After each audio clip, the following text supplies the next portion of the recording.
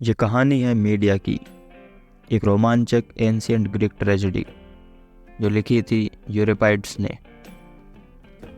कहानी मीडिया के आसपास घूमती है, जिसे उसके पति जैसन ने एक राजनीतिक शादी यानी कि पॉलिटिकल एडवांटेजेस के लिए छोड़ दिया। लेकिन मीडिया कोई आम औरत नहीं है, वो एक सोर्सरर है, जादूगरनी है, और जिसके गुस्से की कोई सीमा नहीं है। दुख और गुस्से में डूबी हुई मीडिया एक भयानक योजना बनाती है अपना बदला लेने के लिए, जो एक ट्रेजेडी क्लाइमैक्स में बदल जाती है। कहानी आगे बढ़ती है और हम देखते हैं मीडिया के न्याय की बेहद अथक खोज, जिसमें क्रेयॉन, ग्लॉस और उसके अपने बच्चों का भयानक मर्डर शामिल है। अंत में मीडिया एक रथ पर बैठकर अपने बच्चों के शव के साथ आसमान में उड़ जाती है, जैसन को अकेला और टूटा हुआ छोड़कर।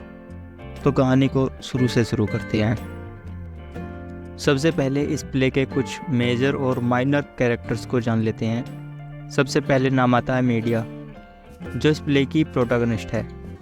उसके बाद जेसन, मीडिया का हस्बैंड, इनके दो बच्चे, क्रियॉन, राजा क्रियॉन, और उसकी बेटी ग्लॉस, एथेंस का राजा एगियस, मीडिया की नर्स, मीडिया के बच्चों का ट्यूटर और मीडिया के बच्चों का अटेंडेंट।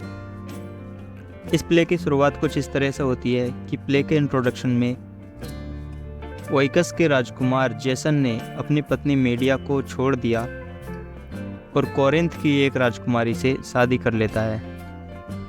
एक नर्स प्ले शुरू होने से पहले हुई इन सब घटनाओं का सारांश प्रस्तुत करती है, जबकि मीडिया बैकग्राउंड में रोती हुई दिखाई देती है।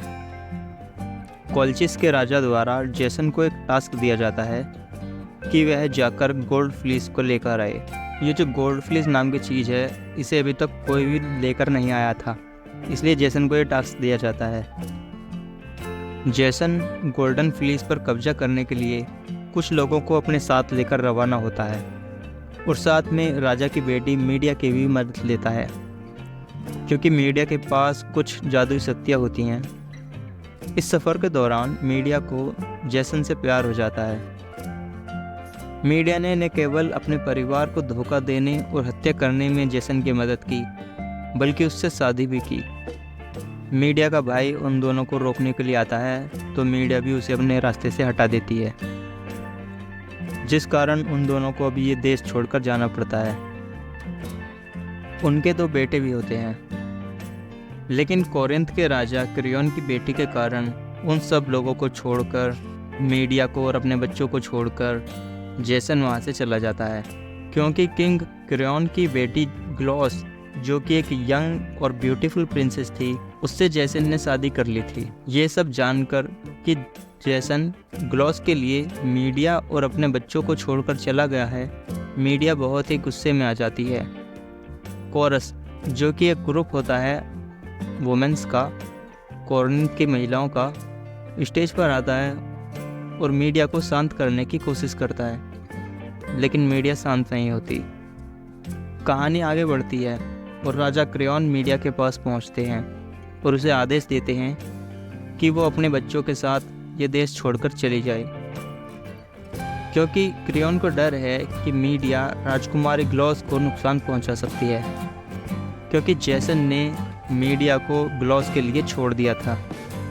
मीडिया राजा से विनती करती है कि वह उसे एक दिन का समय और दे वहाँ रुकने के लिए, ताकि वह अपने लिए रहने की जगह तलाश कर सके। क्रेयॉन इस बात पर एग्री हो जाता है और मीडिया को एक दिन का टाइम दे देता है। अब इसके बाद मीडिया क्या करती है, ग्लॉस के मर्डर की प्लानिंग शुरू कर देती है। जेसन मीडिया के पास आता है और कहता है कि वह इसी के लायक है। इस पर मीडिया कहती है कि उसने जेसन के लिए अपने परिवार को भी कुर्बान कर दिया, अपने भाई को भी रास्ते से हटा दिया। इस पर जेसन कहता है कि जितना तुमने मेरे लिए किया है, मैंने उससे ज़्यादा तुम्हारे लिए किया है, और कहा कि वह अपने बच्चों को वित्तीय सुरक्षा देने के लिए राजकुमारी ग्लॉस से शादी कर रहा है, मीडिया मदद की इस पेशकश को यह कहते हुए अस्वीकार कर देती है कि एक बेकार आदमी के उपहारों का कोई मूल्य नहीं है। इसके बाद एथेंस का राजा एगियस मीडिया के पास मदद के लिए आता है। दोस्तों, यह एथेंस का जो राजा है, इसकी एक परेशानी है, इसके कोई बच्चा नहीं है और ये चाहता है कि मीडिया अपने जादू का इस्तेमाल करके कोई ऐसी दवाई बनाए जिससे ऐसा कोई बच्चा हो सके। तो इस पर मीडिया तैयार हो जाती है पर कहती है कि मुझे बदले में रुकने के लिए कोई जगह चाहिए। तो एथेंस का राजा राजी हो जाता है और कहता है कि ठीक है, मैं तुम्हें जगह देता हूँ और तुम मेरे लिए दवा बनाओ। मीडिया जेसन के पास जाती है अपने गुस्से को छुपाकर और कहती है कि जेसन, तुमने जो किया वो सही है, मैं तुम्हारे लिए खुश हूँ और ग्लॉस से मिलना चाहती हूँ और अपने साथ साथ अपने दोनों बच्चों को भी ग्लॉस से मिलवाना चाहती हूँ। मीडिया अपने दोनों बच्चों के हाथों एक गिफ्ट भिजवाती है ग्लॉस के लिए, जो पॉइजन गिफ्ट होता है। इसमें एक क्राउन होता है और एक ड्रेस होती है। इन दोनों चीज़ों पर जहर लगा होने के कारण जब ग्लॉस उन्हें पहनती है तो उस पर जहर का असर होने लगता है। इससे डरकर वह अपने फादर के पास जाती है, क्रोन के पास, और क्रोन भी उसे छू लेता है, उसके कांटेक्ट में आ जाता है। तो इस वजह से उन दोनों की डेथ हो जाती है। मीडिया कोरस के सामने जाती है, यानी कि महिलाओं का जो ग्रुप होता है उनके पास जाती है और अपने बच्चों को ग्लॉस के पास भेजने की अपनी योजना का खुलासा करती है। इसके बाद मीडिया जेसन से बदला लेने के लिए अपने दोनों बच्चों का भी खून कर देती है। जेसन वहाँ पहुँचता है लेकिन तब तक बहुत देर हो जाती है। मीडिया जेसन को ताना मारते हुए एक पंखों वाले रथ में अपने बच्चों की डेड बॉडीज को लेकर उड़ जाती है। दोस्तों, मीडिया के फादर तो किंग हैं ही, लेकिन उसके जो दादा थे, उसके ग्रैंडफादर, वो एक देवता थे, सूर्य के देवता, जिन्हें हेलियोस के नाम से जाना जाता है। और ये ड्रैगन वाला उड़ने वाला रथ हेलियस ने ही मीडिया को गिफ्ट दिया था। तो अपने उसी रथ में बैठकर मीडिया वहाँ से उड़ जाती है और यहाँ प्ले होता है ख़त्म। उम्मीद है आपको स्टोरी समझ में आई होगी और अच्छी लगी होगी। अगर आपको कालिदास जी की लिखी हुई अभिजनन शकुंतलम की स्टोरी देखनी है, समरी देखनी है, तो आप इस वीडियो पर क्लिक कर सकते हैं। और एमए सेकेंड ईयर प्राइवेट की मैंने अपनी प्रैक्टिकल फाइल वाइवा की कैसी बनाई है वो देखनी है, तो आप प्लीज़ इस वीडियो पर क्लिक करके जा सकते हैं। Thanks for watching.